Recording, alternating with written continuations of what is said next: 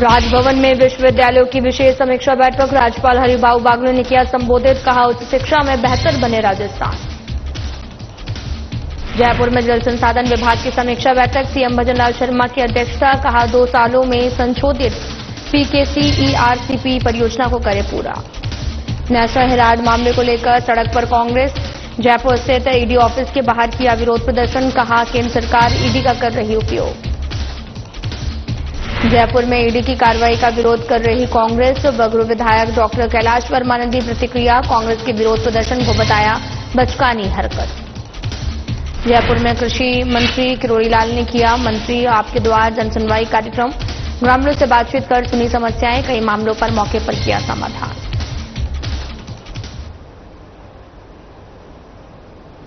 नमस्कार, मैं हूं आपके साथ अंकिता पाल। बुलेटिन की शुरुआत करते हैं। पोखरण के भिनाजपुर में 975 मेगावाट के सोलर पावर प्लांट का शुभारंभ कार्यक्रम का आयोजन हुआ है, जहां पर रिन्यू पावर की ओर से भिनाजपुर में सोलर पावर प्लांट स्थापित किया गया है और कार्यक्रम में मुख्यमंत्री भजनलाल शर्मा सहित तमाम नेताओं ने शिरकत की है।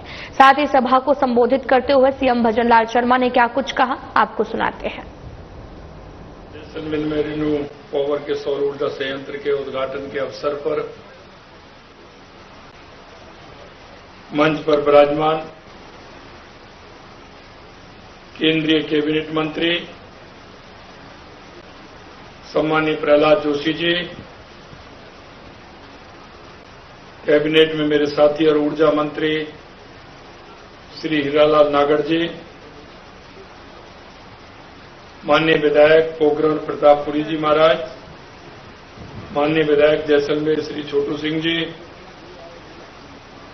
Chairman and CEO Shri Sumant Sinha ji, सह संस्थापक श्रीमती वैशाली निगम सिन्हा जी, ग्रुप प्रेसिडेंट श्री संजय वर्गीस जी, मेरे सामने बैठे हमारे पार्टी के प्रमुख पदाधिकारी, इस कार्यक्रम में आए सभी मेरे साथीगण, नौजवान दोस्तों, माता और बहनों, सबसे पहले तो मैं आज माननीय हमारे केंद्रीय मंत्री प्रहलाद जोशी जी का हार्दिक स्वागत करता हूं, अभिनंदन करता हूं। और वो इसलिए कि आप हमारे प्रभारी के रूप में भी आपने काम किया, राजस्थान के बारे में आप पूरी तरह से जानते हैं। और सबसे बड़ी बात यह है कि जब भी हम कोई काम के लिए आपके पास गए, आपने दिल खोल करके राजस्थान सरकार का सहयोग किया, इसलिए आपका बहुत बहुत स्वागत और बहुत बहुत अभिनंदन करता हूं। आज जैसलमेर की इस ऊर्जा से भरपूर भूमि, क्योंकि ये पोखरण की धरती है, इसमें हमेशा इतिहास बने हैं और मुझे पता है कि आगे भी इतिहास बनते रहेंगे। इस भूमि पर रिन्यू पावर के सोलर प्लांट का शुभारंभ हो रहा है। इस ऐतिहासिक पल का साक्षी बनकर मैं अत्यंत प्रसन्न और गौरवान्वित महसूस कर रहा हूं। साथियों, अब तक जैसलमेर और राजस्थान की पहचान रेत के दौरों की धरती के रूप में रही है, लेकिन अब रिन्यू के सोलर प्लांट जैसे संयंत्र लगने से ये तस्वीर बदल रही है। नवकरणीय ऊर्जा की अपार संभावनाएं आज हकीकत के धरातल पर उतर रही हैं। यह संयंत्र मेक इन इंडिया की ताकत का एक उत्कृष्ट उदाहरण है। इसमें भारत में बने हुए 100% मॉड्यूल इस्तेमाल हुए हैं और 90% कंपोनेंट की खरीद राजस्थान से ही की गई है। यह बात न केवल स्थानीय उद्योगों के लिए अच्छी है, बल्कि आधुनिक भारत के हमारे विजन के अनुरूप भी है। यह परियोजना इस बात का भी एक अच्छा उदाहरण है कि नवाचार, पर्यावरण अनुकूल विकास और सामुदायिक भागीदारी का संगम कितना बेहतर और सुंदर होता है। ये हम सबके लिए प्रसन्नता का विषय कि इस सोलर प्लांट से उत्पादित बिजली, जैसा मैंने कहा, राजस्थान के वितरण कंपनियों को उपलब्ध कराएगी इससे स्वच्छ नवीकरणीय ऊर्जा का लाभ सीधे प्रदेश के लोगों को मिलेगा। परंपरागत ऊर्जा स्रोतों पर हमारी निर्भरता कम होगी और स्वच्छ एवं सुंदर कल का सपना साकार होगा। इस परियोजना का सबसे उल्लेखनीय पहलू यह है कि इस परियोजना से हमारी वितरण कंपनियों को कम दरों पर बिजली मिलेगी। इससे न केवल हमारे उपभोक्ता को नवीकरणीय ऊर्जा सस्ती दरों पर मिल सकेगी, बल्कि भविष्य की परियोजनाओं के लिए भी एक पैच मार्ग तैयार होगा। यह परियोजना रोजगार का भी एक अच्छा स्रोत बनेगी। इसमें 1500 प्रत्यक्ष और इतनी ही संख्या में अप्रत्यक्ष रोजगार के अवसर भी पैदा होंगे। इस परियोजना के माध्यम से विकसित कौशल और विशेषज्ञता हमारे श्रम बल को आगामी वर्षों में लाभ भी पहुंचाएगी। रिन्यू ने सामाजिक उत्तरदायित्व के लिए भी मजबूत प्रतिबद्धता दिखाई है। स्थानीय आबादी को संबल एवं सहयोग देने के लिए जल संरक्षण गतिविधियां एवं परंपरागत जल संचय ढांचों के निर्माण जैसी अनेक पहल की गई हैं। इन प्रयासों ने 1 लाख से अधिक वंचित एवं गरीब लोगों को आवश्यक संसाधन उपलब्ध कराए जाएंगे। सज्जनों, राजस्थान में 142 गीगावाट सौर ऊर्जा उत्पादन की संभावना है। यहां कच्चे माल की भरपूर उपलब्धता है, अच्छा औद्योगिक बुनियादी ढांचा है, औद्योगिक स्थिति अनुकूल है, कुशल मानव संसाधन की उपलब्धता है और केंद्र एवं राज्य सरकार का पूरा सहयोग है। ये सब राजस्थान को नवकरणीय ऊर्जा क्षेत्र के निवेशकों के लिए एक उपयुक्त स्थान भी है। कच्चे माल की बात करें तो सोलर सेल में उपयोग होने वाली चांदी के उत्पादन में हमारा राजस्थान सबसे आगे है। प्रदेश में फेल्सपार और बाल क्ले का भी प्रमुख उत्पादक है, जिनका सोलर पैनल में के फ्रंट कवर में बनाने में उपयोग होता है। इसलिए आप देखेंगे कि सोलर प्लांट के बनाने में, सोलर प्लेटें बनाने में, उसके उत्पादन में ये हमारा मेड इन राजस्थान काम कर रहा है, जिससे हमारे लोगों को रोजगार उन्मुखी बनेगा। साथ ही राजस्थान की भौगोलिक स्थिति भी नवकरणीय ऊर्जा के अनुकूल है। राज्य में समतल एवं मरुस्थलीय भूमि के विशाल भूखंड जो बड़े सोलर और विंड प्लांट लगाने के लिए सबसे उपयुक्त है। हमारे यहां वर्ष 325 दिन सूर्य की तेज धूप खिली रहती है, जो सौर ऊर्जा उत्पादन के लिए सबसे उत्तम है। क्योंकि सूर्य देवता की हमारे ऊपर कृपा है और कभी हम इसको कहते थे कि सबसे ज्यादा गर्मी हमारे यहां पड़ती है, सूर्य देवता सबसे ज्यादा हमारे यहां पूरी अपनी छटा को बिखेरते हैं। लेकिन आज वही छटा हमारे राजस्थान के विकास में मील का पत्थर साबित हो रही है। हमारी सरकारी बुनियादी ढांचे के रूप में सहयोग प्रदान कर नवकरणीय ऊर्जा के क्षेत्र में विकास को लेकर प्रतिबद्ध है।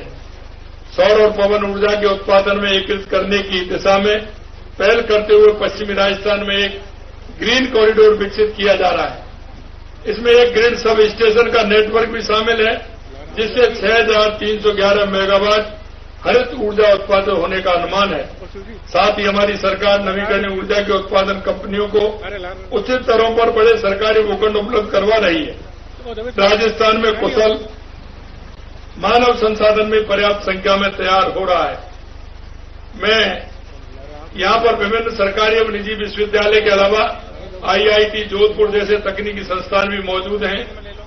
उसके साथ ही हमारी केंद्र राज्य सरकार कौशल संवर्धन, बुनियादी ढांचा और तकनीकी विकास के लिए अनेक योजनाएं उपलब्ध करा रही है। मैं कहना चाहता हूं, हमारे माननीय देश के यशस्वी प्रधानमंत्री जी ने वर्ष 2023 तक देश में 500 गीगावाट नवकरणीय ऊर्जा का लक्ष्य निर्धारित किया है, जो उनके पंचामृत लक्ष्यों का एक अहम हिस्सा है। यह लक्ष्य न केवल भारत की ऊर्जा भविष्य को संवारने की दिशा में महत्वपूर्ण कदम है, बल्कि ये हमारे राष्ट्र की हरित ऊर्जा क्रांति का प्रतीक भी है। मुझे अत्यंत गर्व है कि माननीय प्रधानमंत्री जी के इन महत्वाकांक्षी लक्ष्यों को साकार करने में सफलता प्राप्त हो रही है और माननीय प्रधानमंत्री जी के तीसरे कार्यकाल के पहले 100 दिनों में ही 4.5 गीगावाट के लक्ष्य के मुकाबले 6 गीगावाट की ऊर्जा क्षमता स्थापित करके दिखाई। मैं आपको विश्वास दिलाता हूं कि 2030 तक 500 गीगावाट नवीकरणीय ऊर्जा का जो लक्ष्य माननीय प्रधानमंत्री जी ने रखा है, उसे हासिल करने में राजस्थान अपनी महत्वपूर्ण भूमिका निभाएगा और उसका योगदान होगा। हमने इस दिशा में पहल करते हुए अभी तक अनेक कदम उठाए भी हैं, जिनके सकारात्मक परिणाम धरातल पर नजर आ रहे हैं। आज राजस्थान देश में सौर ऊर्जा और अक्षय ऊर्जा के उत्पादन में प्रथम स्थान पर है। सौर ऊर्जा क्षमता के विकास में योगदान के लिए भारत सरकार ने राजस्थान को प्रथम तथा अक्षय ऊर्जा के लिए द्वितीय पुरस्कार से सम्मानित किया गया है। हम 4,895 मेगावाट क्षमता की परंपरागत 41,883 मेगावाट क्षमता की अक्षय ऊर्जा परियोजनाओं को 2.5 लाख करोड़ रुपए के निवेश से विकसित करेंगे। इसके लिए केंद्रीय उपक्रमों के साथ संयुक्त उद्यमी जेवी बनाने के एमओयू किए गए हैं। अक्षय ऊर्जा नीति, बायोमास एवं वेस्ट टू एनर्जी नीति, ग्रीन हाइड्रोजन नीति के प्रावधानों तथा ऊर्जा भंडारण के नवीन प्रावधानों को सम्मिलित करते हुए नई राजस्थान एकीकृत स्वच्छ ऊर्जा नीति जारी की गई है। प्रदेश के सभी राजकीय कार्यालयों को सौर ऊर्जा से जोड़ने के लिए छतों पर रूफटॉप सोलर लगाने हेतु 1,000 मेगावाट क्षमता के पावर प्लांट हेम मॉडल के अंतर्गत लगाए जा रहे हैं, जिससे भी जो भी हमारा कार्यालय होगा, हमारा ऑफिस होगा, आप देखते हैं उनका जो रूफ टॉप है वहां सोलर लगा करके उनको भी बिजली देंगे और उनकी जो बिजली बचेगी उसे हम राजस्थान के हमारे किसान भाइयों को देंगे, जिससे हमारे किसान भाइयों को दिन में बिजली मिल सके। हमने मुख्यमंत्री निःशुल्क बिजली योजना से लाभान्वित घरों में चरणबद्ध रूप से निःशुल्क सोलर प्लांट लगाते हुए 100 यूनिट के स्थान पर 150 यूनिट बिजली प्रतिमाह निःशुल्क उपलब्ध कराने में हम मार्गदर्शिका जारी की है। साथियों, अंत में मैं यही कहूंगा कि जैसलमेर में इस सौर ऊर्जा संयंत्र का उद्घाटन न केवल राजस्थान बल्कि पूरे देश की ऊर्जा सुरक्षा के लिए अत्यंत महत्वपूर्ण है। मैं एक बार फिर रिन्यू पावर को इस महत्वपूर्ण उपलब्धि के लिए बधाई देता हूं। मेरा विश्वास है कि यह संयंत्र आगामी वर्षों में प्रगति एवं समृद्धि का प्रतीक भी बनेगा और इसमें मैं माननीय हमारे केंद्रीय मंत्री प्रहलाद जोशी जी का मैं पुनः अभिनंदन करता हूं कि उन्होंने जितना हम मांगते हैं उससे ज्यादा वो हमें देते हैं। कुसुम में हमने पहले 5,000 कनेक्शन मांगे थे, उसके बाद 5,000 और मैंने अभी निवेदन किया है तो उन्होंने कहा कि आप चिंता मत करिए, आपको और देंगे। ऐसे मंत्री जिससे कि जब हम मांगते हैं तो पूरी रूप से हमें देने को तैयार रहते हैं। निश्चित रूप से राजस्थान की धरती पर मैं स्वागत और अभिनंदन करता हूं।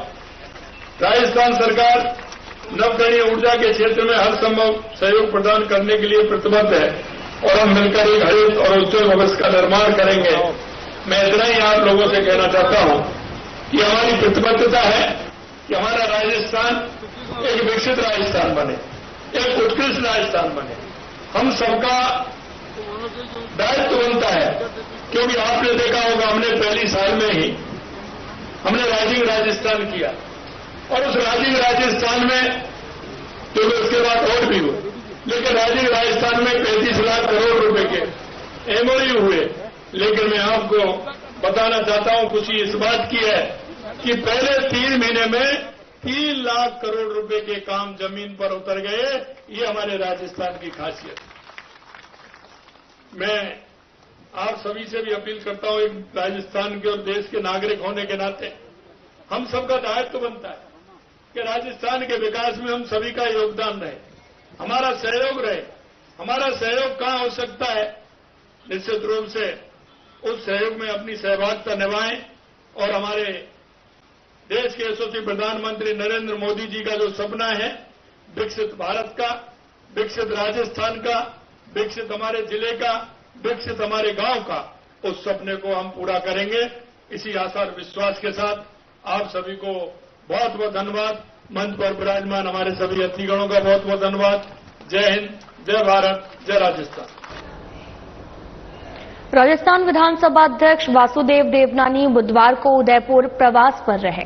इस दौरान उन्होंने स्थानीय आयोजन में हिस्सा भी लिया। विधानसभा अध्यक्ष वासुदेव देवनानी बुधवार सुबह विमान से डबोक एयरपोर्ट पहुंचे हैं और वहां से सड़क मार्ग से सर्किट हाउस पहुंचे। वासुदेव देवनानी ने सिटी पैलेस स्थित शंभू निवास पहुंचकर उदयपुर के पूर्व राज परिवार के अरविंद सिंह मेवाड़ के निधन पर श्रद्धासुमन अर्पित किया।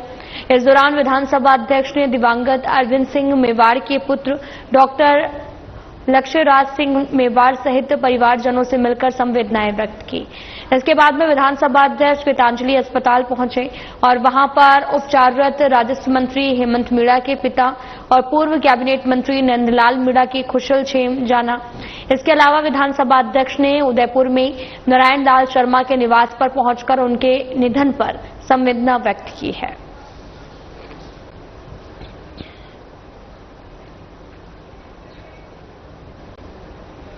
राजस्थान विधानसभा अध्यक्ष वासुदेव देवनानी ने गुरुवार को बिहार के राज्यपाल आरिफ मोहम्मद खां के विधानसभा पहुंचने पर पुष्पगुच्छ भेंट कर स्वागत किया है और इसके साथ ही विधानसभा अध्यक्ष ने बिहार के राज्यपाल को शॉल भेंट कर अभिवादन भी उनका किया और विधानसभा अध्यक्ष ने राज्यपाल को विधानसभा डायरी कैलेंडर और नवाचारों का एक साल का पुस्तक की प्रति भेंट की है।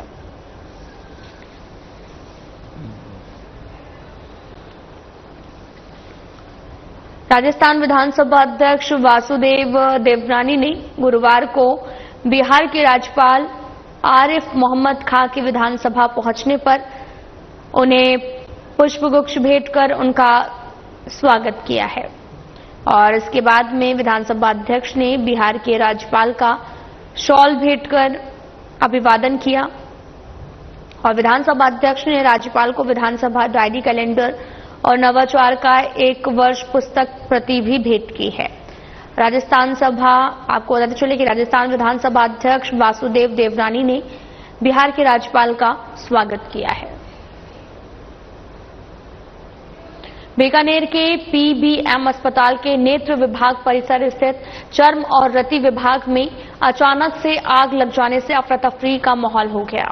साथ ही विभागाध्यक्ष बीसी घिया के कमरे में लगी आग से हुए नुकसान का अभी तक आकलन नहीं हो पाया है, मगर नुकसान काफी होने का अंदेशा है। अस्पताल में मची अफरा तफरी पूरे परिसर स्थित सभी विभागों के ओटी और ओपीडी एक बंद करने पड़े हैं और इसके अलावा मरीजों को अस्पताल से बाहर निकाला गया।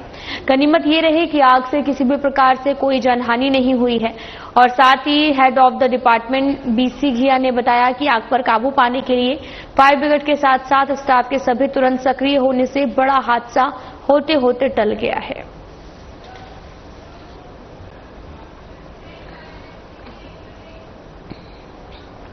नेशनल हेराल्ड से जुड़े बहुचर्चित एसोसिएटेड जर्नल लिमिटेड यानी कि एजेएल मामले में ईडी ने सोनिया गांधी, राहुल गांधी समेत कुल 7 आरोपियों के खिलाफ मनी लॉन्ड्रिंग की चार्जशीट दाखिल की है, जिसके विरोध में राजस्थान प्रदेश कांग्रेस कमेटी के अध्यक्ष गोविंद सिंह डोटसरा के नेतृत्व में जयपुर स्थित ईडी कार्यालय के बाहर विरोध प्रदर्शन किया गया और पूर्व सीएम अशोक गहलोत, नेता प्रतिपक्ष टीकाराम जूली सहित कांग्रेस पार्टी के विधायक और विधायक प्रत्याशी सहित बड़ी संख्या में कांग्रेस के वरिष्ठ नेता और कार्यकर्ता शामिल रहे।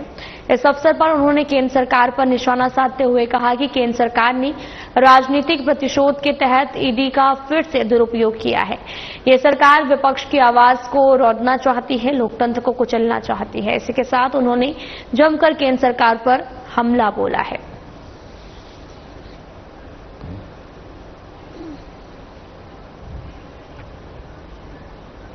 हाल ही में जयपुर में कांग्रेस के वरिष्ठ नेता प्रताप सिंह खाचरियावास के आवास पर और साथ ही नेशनल हेराल्ड मामले में ईडी की कार्रवाई के विरोध में कांग्रेस के प्रदर्शन पर बगरू विधायक डॉक्टर कैलाश वर्मा ने इसे बचकाना हरकत बताया है।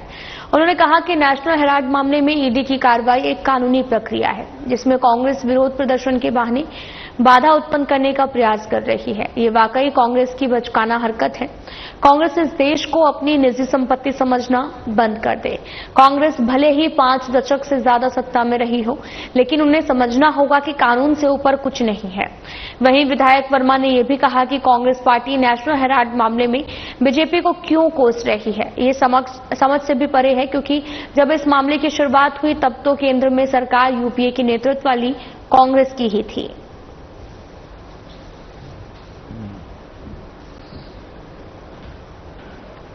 उप मुख्यमंत्री दिया कुमारी के समक्ष जेकेके के लिए भी की गई बजट घोषणा के क्रियान्वयन के संबंध में बुधवार को पर्यटन भवन में शासन सचिव, पर्यटन कला और संस्कृति और साथ ही जेकेके महानिदेशक रवि जैन की वीसी द्वारा उपस्थिति में जेकेके की अतिरिक्त महानिदेशक अलका मीणा ने प्रस्तुतिकरण दिया है। जेकेके के लिए भी आवंटित बजट राशि 8 करोड़ का रचनात्मक विकास कार्य करवाए जाने के निर्देश देने के साथ ही जेकेके संचालन के लिए कला और कलाकार का संरक्षण करने हेतु व्यवहारिक तौर पर राजस्व आधारित मॉडल विकसित किए जाने के निर्देश दिए गए।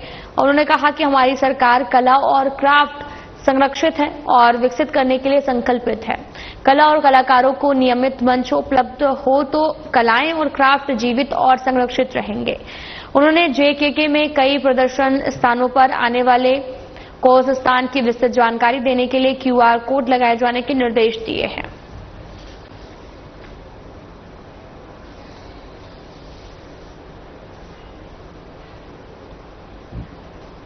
प्रदेश कांग्रेस कमेटी के आह्वान पर राजस्थान किसान कांग्रेस की ओर से राज्य में किसान जागृति यात्रा निकाली गई है। जयपुर से बुधवार को रवाना हुई है और इसमें आपको ये बताते चलें कि कांग्रेस कमेटी टोक की ओर से यात्रा का स्वागत किया गया। किसान कांग्रेस के प्रदेश अध्यक्ष शिव भगवान नामा के नेतृत्व में ये यात्रा टोक पहुंची, जहां पर जिला संयोजक मोहन लाल मीणा और जिला प्रभारी संजय सिंह गुर्जर ने जिला कांग्रेस कमेटी में यात्रा और राष्ट्रीय महासचिव, प्रभारी महासचिव सत्यवीर यादव और प्रदेश अध्यक्ष शिव प्रकाश नामा और किसान कांग्रेस के संयोजक हिमांशु शर्मा का स्वागत किया गया। इस मौके पर कांग्रेस जिला अध्यक्ष हरिप्रसाद बैरवा, उपाध्यक्ष शिवजी राम मीणा, सोशल मीडिया प्रभारी जर्रार खान आदि मौजूद थे।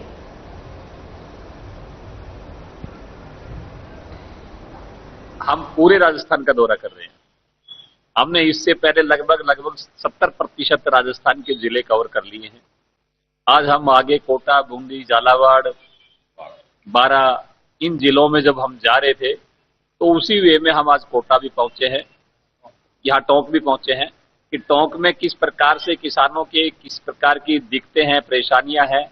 और किसान कांग्रेस का संगठन था नहीं, किसान कांग्रेस के संगठन को विस्तार करने के लिए बहुत मेहनती, जुझारू और संघर्षशील, जो किसानों की लड़ाई लड़ सकते हो, जो किसानों के साथ खड़े रह सकते हो, जो किसानों के हक के लिए किसान कांग्रेस को भी अपने साथ लगकर मजबूती से काम करे, इसी उद्देश्य से के लिए आज आपके जिले टोंक में हमारा आगमन हुआ है। सर, एमएसपी कानून में कहीं ना कहीं कांग्रेस विफल नजर आ रही है। देखिए, आपको नहीं हुआ तो आया पहली बार। आपको मैं बताऊं, आप एक बार यूट्यूब पर भी देख सकते हैं, आपके पास है 75% एमएसपी पे काम हम कर चुके थे। हम लोग कोटा संभाग के दौरे पे हैं और किसान कांग्रेस को किस तरीके से मजबूत करें, किसानों की समस्याओं को किस तरीके से, जो यहाँ के कोटा संभाग की हो या टोंक के किसानों की समस्या क्या है, इन सब चीजों को लेकर के उनको जानने के लिए, संगठन को विस्तार करने के लिए और संगठन को किस तरीके से हम मजबूत करके एक इन किसानों की आवाज को बना जाए, किसान कांग्रेस कैसे किसानों की आवाज बने, इस उद्देश्य के लिए हम लोग यहाँ आए हैं। और यहाँ काफी यहाँ के जिलाध्यक्ष जी से, बाकी लोगों से, कार्यकर्ताओं से भी खूब चर्चा हुई है। निश्चित तौर पे आने वाले समय में किसान कांग्रेस एक मजबूत संगठन के रूप में यात्रा कब से निकालेंगे आप? किसानों की यात्रा जो है, कोटा संभाग की यात्रा आज से ही स्टार्ट है। हम लोग आज 12, फिर उसके बाद झालावाड़, कोटा और बूंदी का कार्यक्रम हमारा है। तो निश्चित तौर पे हम लोग लगातार पूरे राजस्थान में इस तरीके की यात्राएं निकाल रहे हैं, किसानों को जागृत करने का काम कर रहे हैं और तय है कि आने वाले समय में किसान, मजदूर और आम आवाम मिलकर के इस जन विरोधी सरकार को उखाड़ने का काम करें। सर, क्या अहमदाबाद मीटिंग के बाद में हर कांग्रेसी कार्यकर्ताओं में आईए के जिलाध्यक्ष या कांग्रेसी कार्यकर्ताओं को पूछ चालू हुई है? अहमदाबाद की बात हो या उससे पहले कांग्रेस की रीति नीतियां तो बहुत अच्छी पहले से ही चल रही थी। फिलहाल में इतना ही। नमस्कार।